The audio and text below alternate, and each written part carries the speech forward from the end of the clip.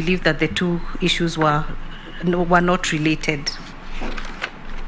So there were court battles in which you are also involved, injuncting you from going to the office, lifting the injunction.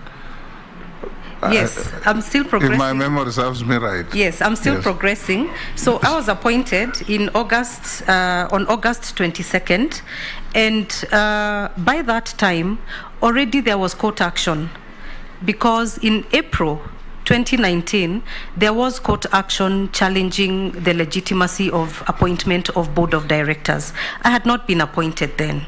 So that by August 22nd, when the then DG's term came to an end, there was no sitting board. So I was appointed on exception by the State Corporations Advisory Council and not the board, because there was no sitting board. And subsequent thereto, I proceeded... But who announced your appointment? Wasn't it the minister? Yes, I was appointed by SCAC, but the appointment was announced by the chair of the board, who could not convene a board meeting because the board was in quorum.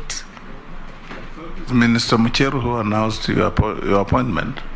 No, it was announced. It was announced by the sitting chair then, with the public sector board members who were present, because the board was not quorate. But that indeed was during the tenure of CS Mucheru. Yeah, but Chair, how was the former DG removed? If even though his tenure came to an end, and he was complaining that he was being removed from office unceremoniously, if the board was not fully constituted, how was he exited from the corporation? Mercy?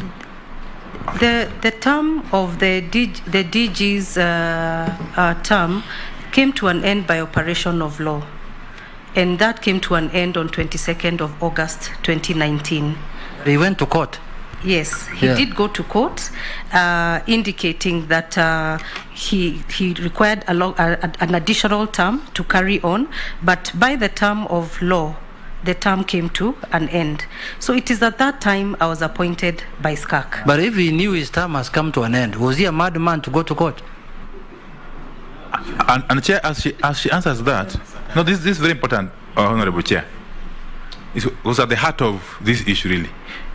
Do you remember sometime in November 2019, when you, together with some members of the board, called the media to the authorities' offices in an attempt at what you called clarifying a court decision regarding your appointment as acting DG of the authority? Okay. You then went ahead to publish the statement on the authority's website. In a clear attempt to deny your then boss Wangusi a chance to resume his office. Okay. How do you make what do you make of this, of all this? It puts you at the heart of the machinations to take control of the authority in a very unprocedural manner. And remember, thereafter you acted for 2 full years, and you are never confirmed as full substantive DG. Yes, thank you. Okay. Thank you. Through the chair, when a court order is issued, the Communications Authority of Kenya has always abided by the court order. If a court order had been issued for me to vacate office, I would have been the first to vacate the office. So when the litigation was mounted, with the former DG requesting to come back into the office, what we did was to clarify, based on legal guidance given, on what the import of that court order was. And that court order did not include vacating office. So my remaining in office was in order. Indeed, if at the time when the board was constituted and it came into office, if it had wished to substitute me for any of my colleagues who would have been more than able to handle the job, they would have done so. So I carried on performing the duties of acting DG until end of September, when a successful appointment was made. No court order was breached during that time.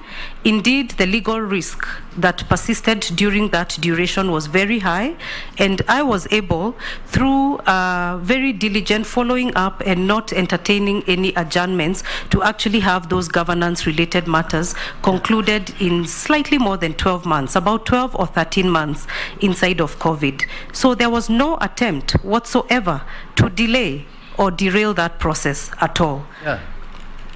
Chair, your statement. You see, Chair, by the time the nominee was being appointed as an acting DG, there was no proper board in that organization. As you said, her appointment came from the ministry. She was appointed by the then minister, Musheru. That is what is on record, Chairman. Unless otherwise she can give us proof that it is the board that appointed her. You have a board appointment or something. The fact of the matter is, at that point in time, there was no proper board that was properly constituted. Chair, if I may, the State Corporations Act has some remainder powers which